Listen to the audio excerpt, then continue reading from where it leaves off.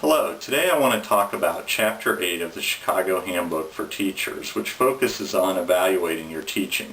When attempting to evaluate your teaching, many may feel intimidated by the prospect of allowing others to observe your class. Pride may also be a barrier to inviting feedback. But we should each ask ourselves which is better, to receive constructive feedback that can help us to improve, or to remain blissfully ignorant of the areas where improvement is needed. To those who may believe that ignorance is bliss, I would point out that students are certainly not shy about discussing their impressions, and eventually other faculty and the administration will become aware of students' impressions. As a result, I believe that it is better to invite feedback and act on it than to assume all is well when in fact issues may exist. So let's look at some of the things suggested by the Chicago Handbook for Teachers. One of the most common ways to gain feedback is through an institutional review form. Often these are completed at the end of the semester, and they have the advantage of allowing students across campus to evaluate all instructors on the same criteria, which allows the administration to be able to compare results. However, they often come too late. Often they're done at the end of the course, and at that point there's no chance for the teacher to take that feedback and make adjustments.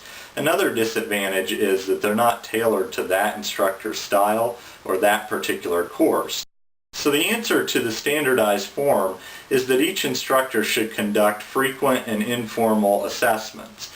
And so that could range from everything from polling students to informal discussions one-on-one about how things could be improved, whether the reading is helpful or not, or it could be classroom assessments where you teach the topic, ask the students to perform some kind of assessment, and then you gauge, did the presentation lend itself to learning? And so all of these are ways to gain more immediate feedback so you can immediately take action. And the Chicago Handbook actually recommends that at a minimum do a midterm evaluation. And that evaluation may even be using the standardized questions that are used at the end of the course, but that would give you a midterm point where you can judge results or changes between midterm and the final evaluation. When designing an evaluation, make sure to use a mixture of open-ended questions and numerical scales. Numerical scales are great in terms of being able to compare results across surveys. However, they do not give you an indication of why the student chose that particular rating. And so the open-ended questions allow you to get to the why behind the student's answer. In addition, you don't want to lead them with questions, but you do want to focus them. So make sure your questions are grouped in clusters that focus on a particular topic. And so, for example, that would be multiple questions specifically on the effectiveness of the reading and how it helps them in the learning process.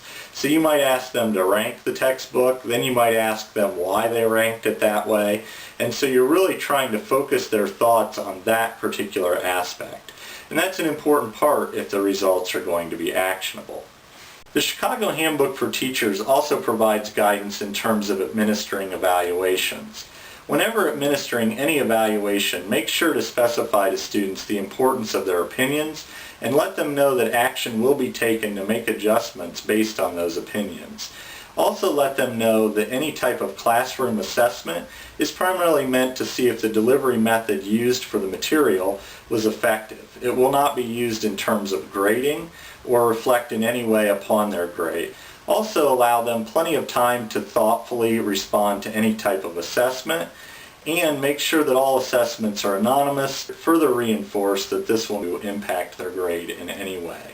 The Chicago Handbook for Teachers wisely points out that students often do not provide in-depth or completely honest answers when completing evaluations.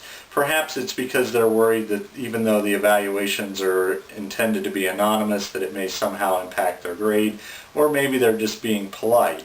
But one way around that is to include a third party. And so the book suggests basically setting up a situation where the professor leaves the room, and for a portion of class a third party comes in and facilitates a discussion. And so they ask students their perceptions, they seek to dig deeper based on the responses and get at the root issue. So if one student loves the reading and another one dislikes the reading, this type of interactive approach would allow someone to ask some probing questions to get at the heart of why one would dislike it and one would like it. You do want to give this third-party person guidance in terms of what you're trying to evaluate, just like we would focus questions in a paper evaluation as mentioned earlier. You also want to assure the students again that this is not a biased approach, that the person that's evaluating it is just as interested in student opinions as they are faculty opinions, and that they're trying to get at root issues so that improvements could be made. This can also be a step forward in creating mutually beneficial relationships. And so it reminds me of Proverbs 27:17, where iron sharpens iron. As professors, we should be willing to observe others and have others observe us so that we can really get true feedback and perceptions of those who are our peers and colleagues who are experts in the field in order to improve and hone our skills. In addition, when you invite a visitor to your class, make sure to always know exactly when they're coming.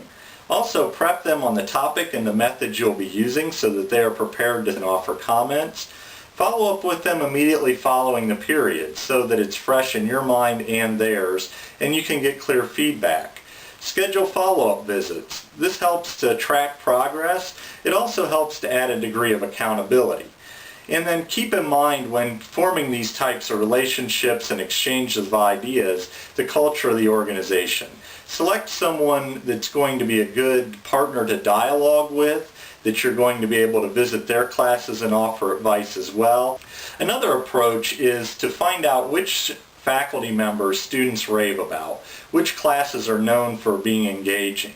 And of course you'll want to get those professors' permission first, but it's always good to visit other classrooms and yourself to get other ideas, offer comments, what have you.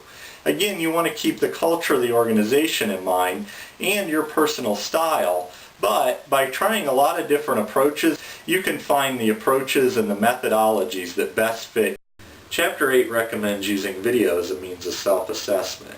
While this can be humbling and difficult, it is a good place to start because it allows you to notice issues and make adjustments without bringing in an outside evaluator. It's also less intrusive to use video than to have an outsider visit the class. When evaluating the video, make sure to use a standardized form so you have a concrete means of assessing the video. Also, try to capture the audience as well as yourself. You want to see what phrases, topics, etc. catch the audience's attention. And finally, record yourself periodically throughout a course in order to track performance improvements. Chapter 8 also addresses how we should respond to evaluations. First off, remember that you cannot be all things to all people. Also remember to separate personal from professional comments. Also look at both the positive and negative. Do not give more weight to either one, but instead consider them within balance. Look at the percentage of positive to negative. However, just because there may be fewer negative comments, do not dismiss them, especially if you see trends across courses or different student groups. Just because only one or two students may notice an issue, if that becomes a recurring theme, then it's worth addressing. Take immediate action and highlight the changes that you're making based on the feedback you've received. The final section of Chapter 8 deals with finding resources. The best place to start is within your own department.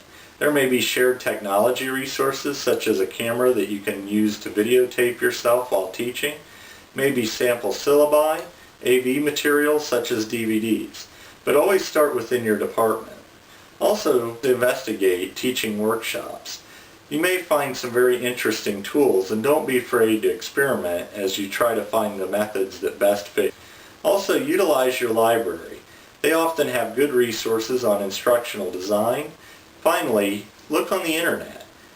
Departmental websites and faculty websites have a wealth of information, including sample syllabi, PowerPoints, bibliographies, and other materials that you'd find helpful when preparing for class. In summary, being evaluated can be difficult and humbling, but it's an important part of the improvement process. It's important that we create feedbacks for evaluation so that 1, we can remove barriers that hinder learning, and 2, so we have the ability to better engage and inspire students to learn. It's really about becoming the best that we can be. It's rewarding when we make improvements that lead to increased student engagement and learning. This has been an overview of Chapter 8 of the Chicago Handbook for Teachers. Thank you for your time.